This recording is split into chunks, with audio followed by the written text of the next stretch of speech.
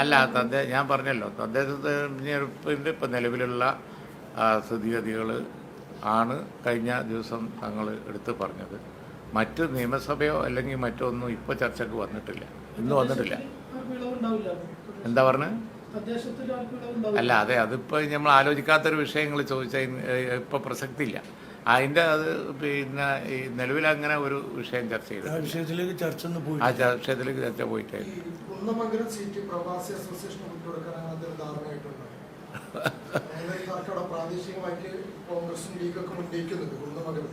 ഞങ്ങൾ അറിഞ്ഞിട്ടില്ല, ഇങ്ങനെയുള്ള കാര്യങ്ങളൊന്നും ഞങ്ങൾ അറിഞ്ഞിട്ടില്ല. കാരണം അസംബ്ലി സീറ്റുകൾ ഏതൊക്കെ പാർട്ടികൾ എന്നുള്ളത് ആലോചനക്ക് വന്നിട്ടില്ല, സീറ്റ് വിഭജനം വന്നിട്ടില്ല. അതിന് അതിന് കൂടുതൽ മറുപടി പറയേണ്ട ആവശ്യമില്ല, അപ്രസക്തമായ ചോദ്യം. അങ്ങനെ ഒരു വിഷയം തന്നെ ആലോചനക്ക് പോലും വന്നിട്ടില്ല. അതല്ലാതെ സ്വാഭാവികമായി തന്നെ ബുദ്ധിശൂന്യതയാണ്. ഇപ്പം ഉണ്ടോ അങ്ങനെ ഒരു വിഷയം ആലോചിക്കൽ? അന്തരീക്ഷത്തിൽ നിർത്തിട്ട്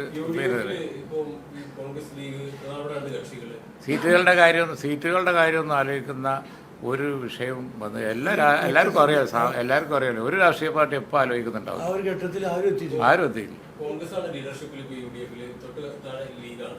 സ്വാഭാവികമായിട്ട് ലീഗ് കോൺഗ്രസ് ബന്ധത്തിലൊക്കെ പഴയതുപോലെയുള്ള ഒരു ഊഷ്മളത ഇപ്പോഴുണ്ടോ?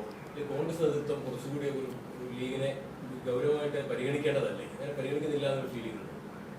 അങ്ങനൊന്നുമില്ല.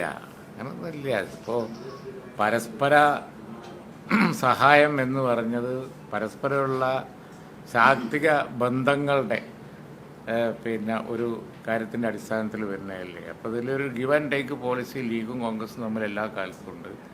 അതിൽ പരിഗണനക്കുറവൊക്കെ ഞങ്ങളോട് വരും എന്നൊരു തോന്നലേ ഞങ്ങൾക്കില്ല.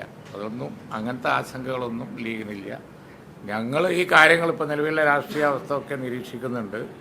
അതിന് വല്ല അഭിപ്രായവും പറയാനുണ്ടെങ്കിൽ പാർട്ടി ആലോചിച്ച് അതിൻ്റെ വേദിയിലും അല്ലെങ്കിൽ ബൈലാറ്ററൽ ടോക്കിലും ഒക്കെ അത് പറയും. അതിപ്പോൾ പബ്ലിക് സ്റ്റേറ്റ്മെൻറ്റ് നടത്തേണ്ട ഒരു വിഷയം ഇപ്പോൾ വന്നിട്ടില്ലാത്തതുകൊണ്ട് അത് പറയാം.